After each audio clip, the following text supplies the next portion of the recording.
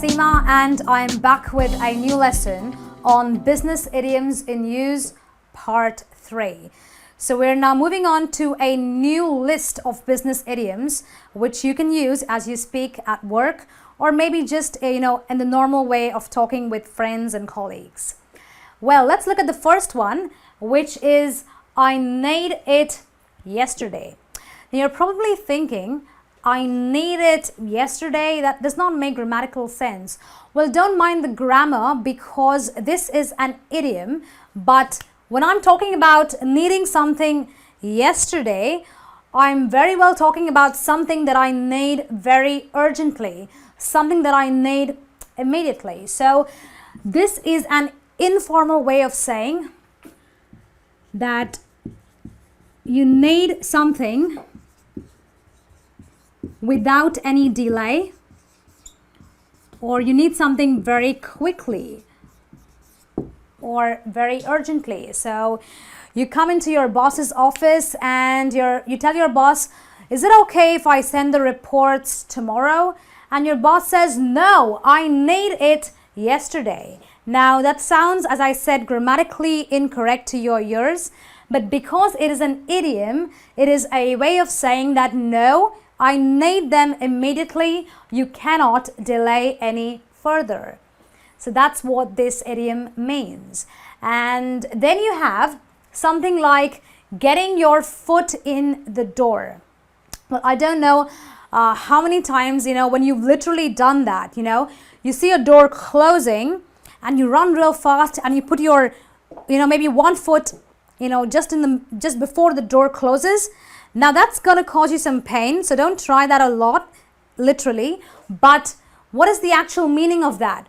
When you get your foot in the door, you prevent the door from closing, correct?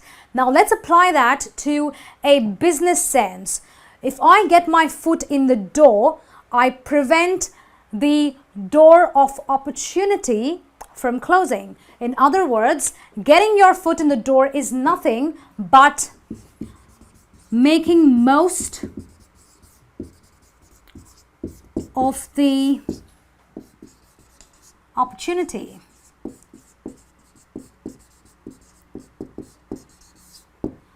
So you are now going to strike a new business deal as the businessman or a businesswoman, and you meet a potential client. And what does your client tell you?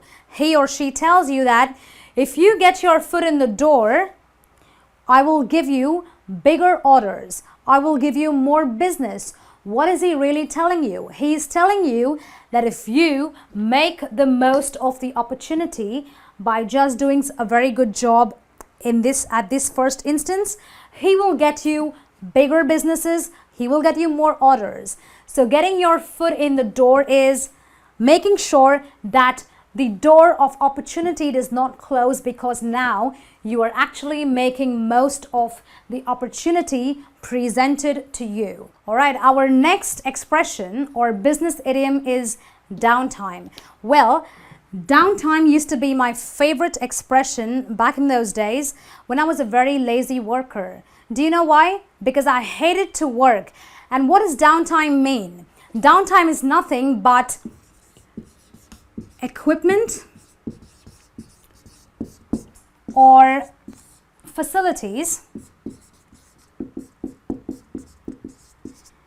that get temporarily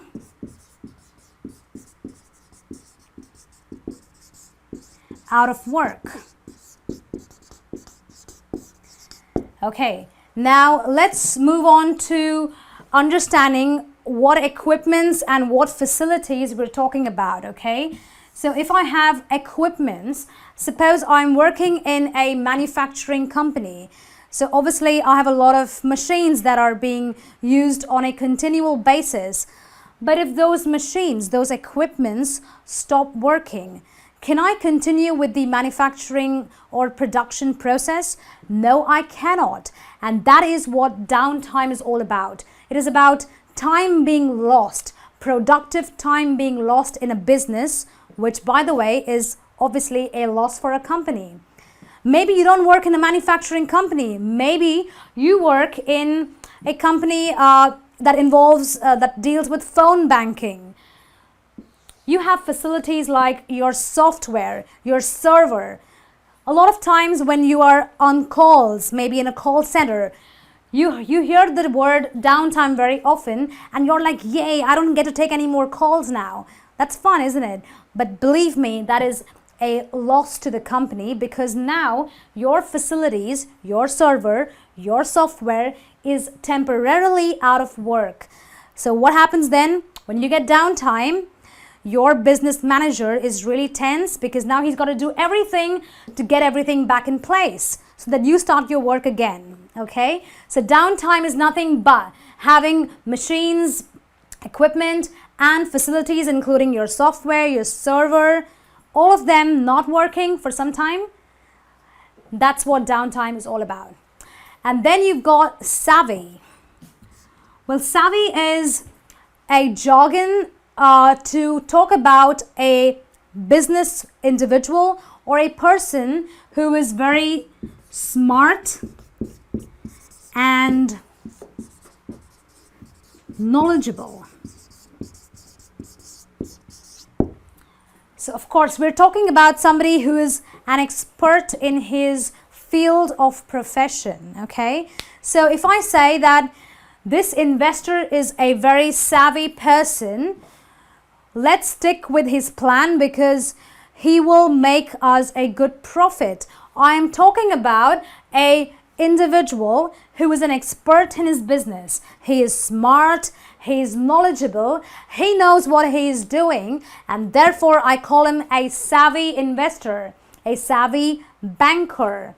Okay, so savvy could be it could be referred to any kind of profession out of the business world even. And then you've got put on the map. Okay.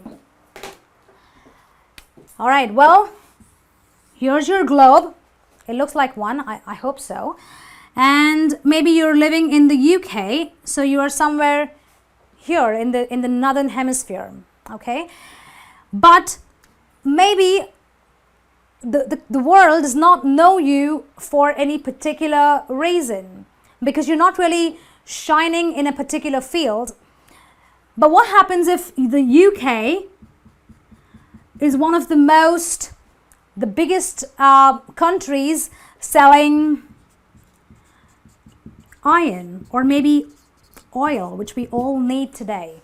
What happens? Because it is the biggest manufacturer of oil or maybe iron ore or coffee, now a lot of countries around the world have started looking up to the UK because it manufactures or does something that the rest of them don't.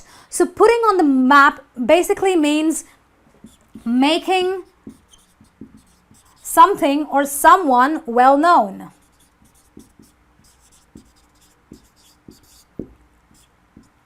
Maybe I'm a business individual. You know, all this while I was a mediocre business individual. I wasn't doing something out of the ordinary.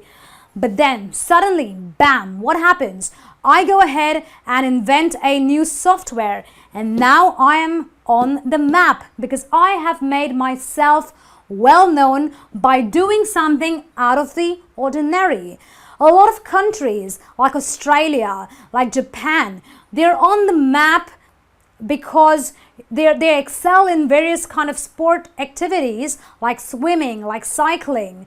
So putting on the map is doing something extraordinary so that you become well known in the business realm, or maybe, you know, in your other professions. It could be sports, it could be acting, it could be various kind of art forms. And then you've got jump through hoops. Well, how many of you have been to a circus? I'm sure a lot of you have.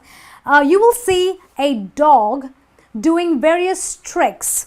One of them he does is jump through hoops. So hoops are those circular ring-like things, and a dog has got to really, you know, try to work very hard to jump through that without touching, you know, the ring. So jumping through hoops is nothing but doing things in a difficult way.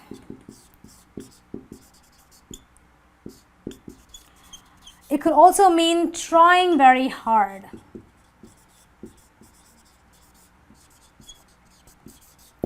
So let's apply this now to a business sense, okay? So you are trying to cut a business deal with a potential client.